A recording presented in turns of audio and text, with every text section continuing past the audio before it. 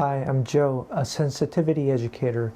Today I want to talk about how HSPs can better manage the tendency to get hurt easily. Scientifically, being an HSP means having a neurological trait called sensory processing sensitivity. Because of this, you naturally process everything deeply, which can make you more susceptible to getting hurt. As an HSP myself, I know this can be a real struggle in everyday life. So today, drawing on psychology and SPS concepts, I'll share some practical ideas on how to deal with your sensitive self.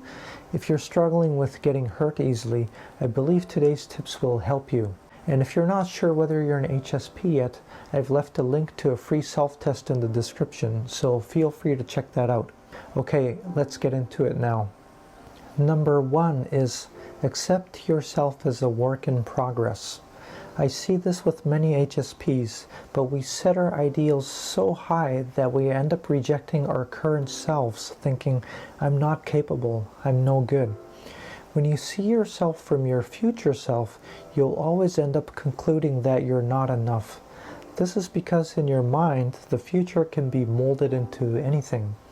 In psychology, this connects to a cognitive habit called all or nothing thinking, where you make harsh judgments believing that if you're not perfect, you're a failure. For example, let's say you're trying to get in shape and you decide, I'm going to be in great shape in a year. At that point, you've already created this perfect body in your head, but in reality, you just started exercising, so of course you can't look like that right away. And this creates a massive gap between your ideal self and your current self. So you end up thinking, compared to my ideal, I'm nowhere near it, so I'm just not good. Plus, if you try to get in good shape, but you can't keep exercising, and you give up along the way, you end up blaming yourself even more, leaving you feeling deeply hurt and defeated inside. However, if you can accept that it's okay to be a work in progress, thinking, this is just where I am right now, and I'm simply still growing, you become much less vulnerable to getting hurt. You might still get hurt by other people's opinions, but you'll stop blaming yourself, so you won't inflict any extra pain onto yourself. This mindset could be applied to many different things. So when I was younger, I couldn't think this way, so I struggled a lot. A good example is when you start a new job. In a new environment, it's natural to make mistakes in your first year, but you just can't forgive yourself for those mistakes, so you beat yourself up. This happens because you compare yourself to your colleagues who are great at their jobs, or you have this glorified image a little bit of yourself thriving in the real world. And when you fail to be like that, you start believing, I'm just not capable of anything. But that's simply not true. It's completely normal to be a work in progress in your first year. Even for me, I'm able to work the way I do today, but I've had times in the past when things didn't go right. I've had my share of failures in relationships as well, and it's because of that I went through those experiences that I'm able to share advice like this today. So in other words, the fact that you're incomplete right now means there's room for your future self to grow. When you're struggling with getting hurt easily, you tend to always feel like you're not enough. But the first important step is to simply realize this is just where I am right now, and that's completely okay.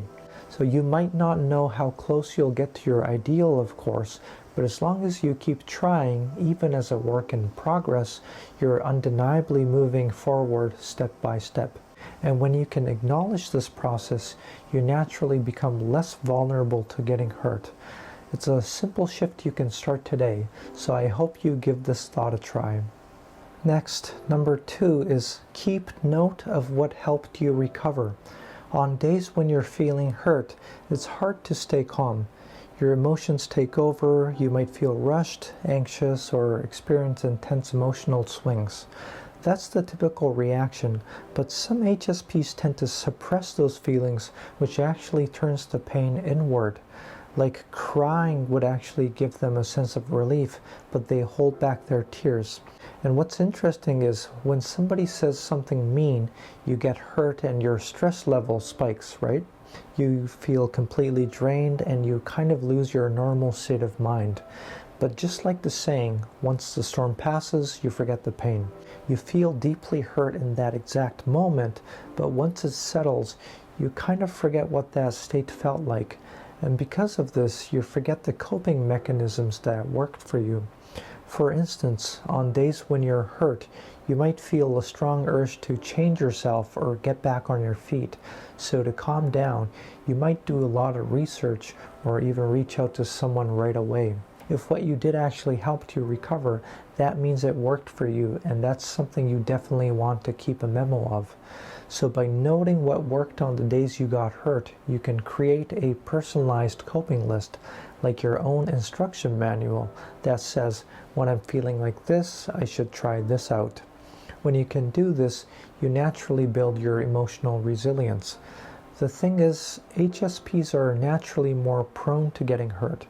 No matter how hard you try to toughen up, that's just how we're wired. Since HSPs have a nervous system that reacts more strongly to stress, the actual drain on your energy tend to be higher compared to non-HSPs.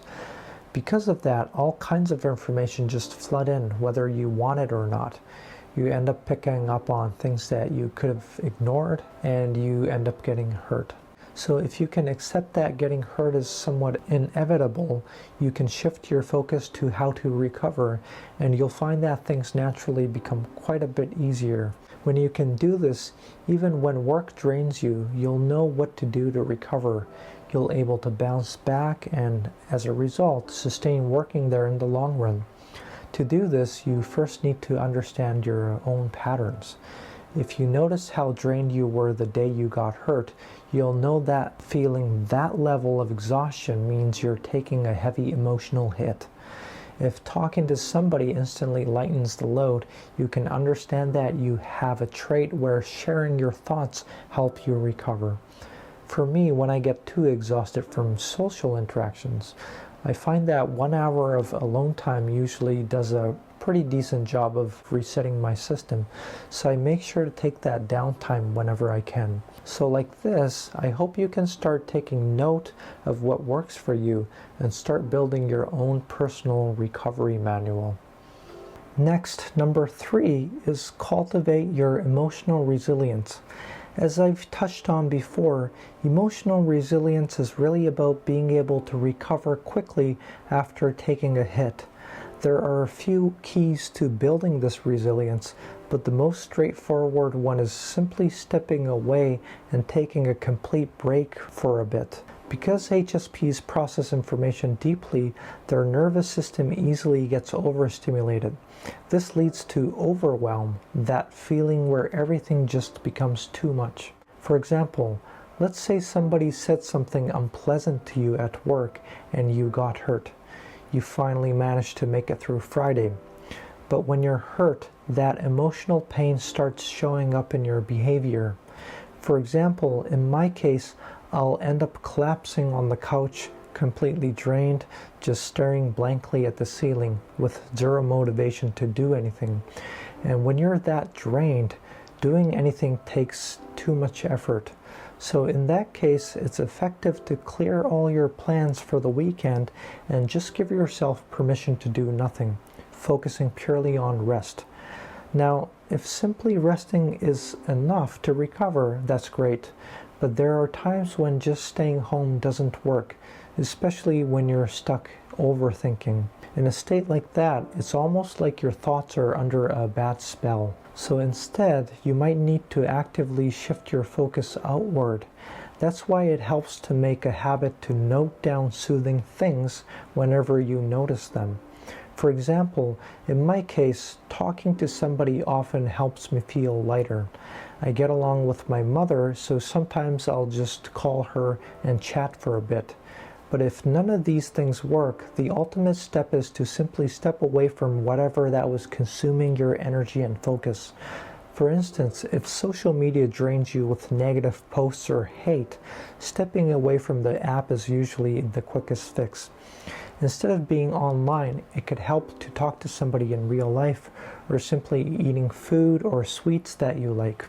Also, going somewhere that moves you emotionally, something that cleanses your soul, could be quite effective. Whether that's enjoying scenery or listening to music depends on the person. But in my conversations with HSPs, just walking into a quiet place in nature and breathing in the fresh air seems to help them unwind in many cases. So as you try these different things, you'll soon get a sense of what actually works for your recovery. However, if trying these different things and your mood still doesn't improve after 2 weeks, you can recognize that it might be beyond self-care. At that point, it's important to consider seeing a doctor. People who get hurt easily are more prone to these mental symptoms.